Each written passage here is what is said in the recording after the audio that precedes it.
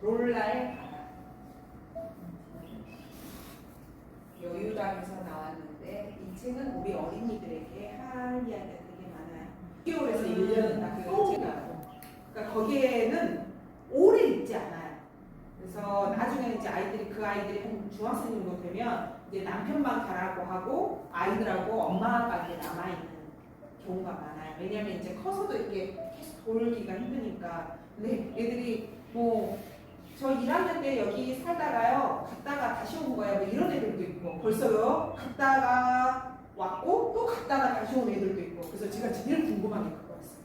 있잖아, 학교 행사 때마다 교가 부르잖아. 그렇게 오래 옮겨 다니면 교가는 그러면 저희 때야 늘 그 월요일마다 조회하고 운동장 조회하고 했으니까 교가 금방 외웠잖아요. 근데 지금은 그렇게 조회를 많이 하지 않잖아요. 근데 그래도 조회할 때 야 교가 다른 애들은 부르는데 너랑 안 부르면 좀 그러잖아. 진짜 선생님이 궁금해서 그래. 교가는 어떻게 해? 그랬더니 처음에는 그 교가 자기도 거기에 그러니까 소속감을 느끼고 싶어서 이렇게 배우려고 했는데 그게 쉽지 않으니까 나중에는 입만 까봤다. 그러니까 소리는 안 내고 그냥 입만 부르는 것처럼 이렇게. 이게 나름대로 소총 방법이 있구나. 근데 거기에는 그래서 아이들이 서로에 대한 어떤 그게 없어요. 끈끈함. 그러니까 이 친구 왔구나. 또 몇 개월 있으면 가겠네. 길면 1년이네, 1년 반이네. 그러니까 사람에 대한 우리 때는 막 그 누가 전학 가면 막 안타까워하고 막 이런 거 있잖아요. 그런 게 없어요. 네. 그래서 처음에 갔었을 때 참 이상하다 했었어요. 그러니까 사람에 대한 기대. 그러니까 이사 가면 그냥 지금 만났을 때는 좋고 그걸로 오면 됐어. 그냥 가면 그래 빠이빠이. 요런 거 아니에요. 네네. 정말. 그래서 처음에는 그게 이해가 안 됐어요. 근데 이제 아이들 환경이 워낙 이렇게 자주 옮겨 다니는 애들이라 그럴 수밖에 없겠구나 싶기도 하고. 이제 그럴수록 어떤 애착이 또 필요한 친구들이구나. 롤라의 바다. 이게 다 읽고 나면 의미가 있어요.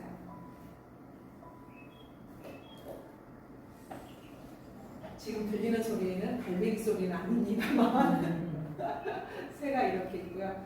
저는 갈매기가 그렇게 무섭게 생기고 와 걔네들 무서워요. 예, 눈도 막 부리부리하고 생각보다 크잖아요. 이렇게 새우깡 줄 때 보면 롤라의 바다. 새우깡이 제일 맛있는데 강화도 성모도 가는 그 배 타는 거. 그러니까 새우깡이 왜 맛있는지 아시겠죠? 왜 그럴까요? 수국이 제일 잘 되니까 새우깡이 신선해. 공장에서 바로 만들게 계속 이게 수국이 잘 되니까 가장 최고의 게 먹는 거죠. 그래서 맛있어요. 거기 거 새우깡이 무슨 말씀인지 아시겠죠? 근데 네, 그만큼 성모도 가는 그 강화도에서 성모도 가는 길이 길지는 않아요. 배에서. 근데 거기서 이제 다들 하나씩 새우깡을 사가지고 가는 거죠. 그 가는 동안에 이제 특히 어린애를 둔 분들은 또 경험 삼아서 갈매기가 건강해지는 네? 갈매기 건강이 제일 안 좋겠어. 그러긴 하죠. 근데 이제 그런 거 상관하지 않죠. 그리고 갈매기들이 알아요. 이제 배가 다 앉아있다가 배가 딱 뜬다 싶으면 얘네들 그때 와요. 그러니까 귀신같이 길들여져 가지고 변산에 가도 왜 유람선 탈 때 갈매기들 쫙 기다리고 있거든요. 저는 절밥이 맛있다고 알고 있었는데 그리고 진짜 맛있었는데 성모도에 무슨 제일 유명한 적 있어요.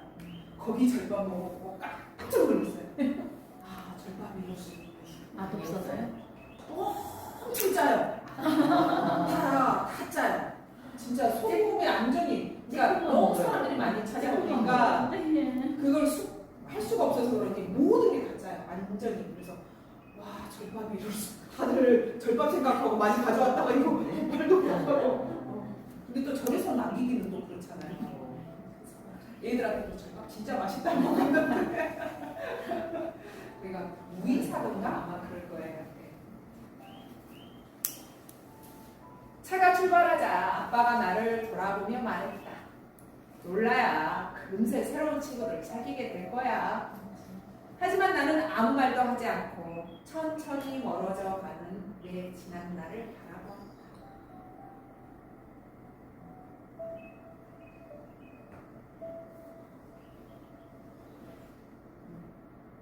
그림에서 봐도 환경이 완전 다르죠.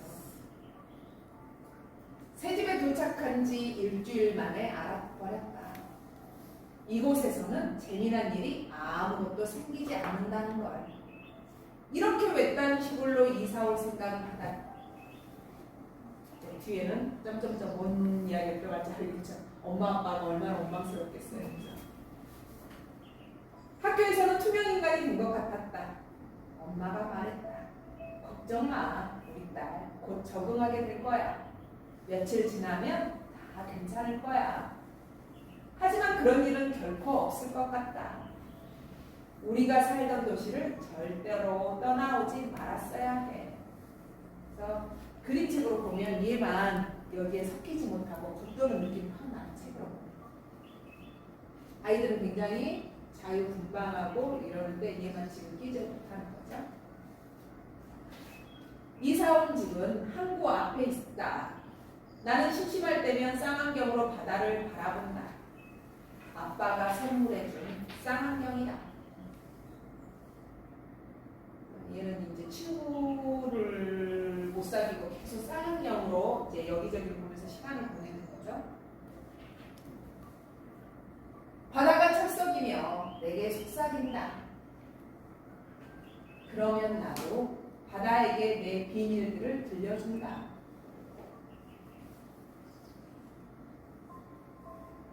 이곳의 어둠은 새까매서 밤이 되면 무서울 때가 많다. 다행히 파도 소리가 나와 함께 있어준다. 물고기들은 밤에 어떻게 앞을 볼까? 그리고 배들은 내일 엄마에게 물어봐야겠다. 엄마는 바다를 아주 잘 아니까.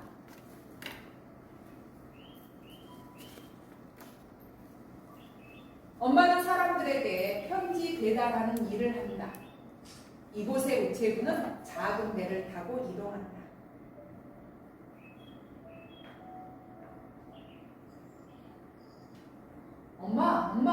엄마랑 같이 가도 돼? 그럼 되고 말고. 자, 어서 타세요. 부릉부릉 부르릉. 파도가 배에 이리저리 흔들리고 파도의 배가 이리저리 흔들리고 물방울이 이따금씩 내게로 튄다. 나를 둘러싼 모든 것이 반짝인다.